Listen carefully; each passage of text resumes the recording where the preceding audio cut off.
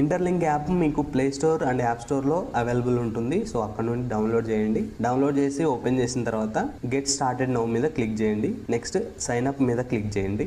ఇక్కడ dice symbol కనిపిస్తుంది కదా, అక్కడ క్లిక్ చేస్తే ర్యాండమ్గా ఒక ఐడి అనేది అయితే మీకు జనరేట్ అవుతుంది. ఒకవేళ జనరేట్ అవ్వకపోతే మళ్ళీ డైస్ మీద క్లిక్ చేయండి. జనరేట్ అయ్యేదాకా డైస్ మీద క్లిక్ చేస్తూనే ఉండండి. వన్స్ జనరేట్ అయిన తర్వాత కంటిన్యూ మీద క్లిక్ చేయండి. ఇక్కడ 6 డిజిట్ పాస్కోడ్ ఇవ్వండి. ఇది యాప్లోకి ఎంటర్ అవ్వడానికి ఒక లాక్ లాగా ఉంటుంది. అండ్ పాస్వర్డ్ని మళ్ళీ రీఎంటర్ చేయండి.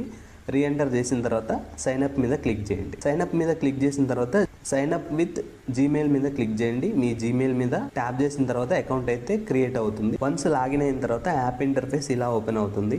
టాప్ లో ప్రొఫైల్ ఐకాన్ మీద క్లిక్ చేయండి. ఇక్కడ నాట్ వెరిఫైడ్ ఎట్ అని కనిపిస్తుంది కదా, అక్కడ క్లిక్ చేసి నెక్స్ట్ మీద క్లిక్ చేయండి. ఇక్కడ ఫేస్ ఐడిని వెరిఫై చేయండి.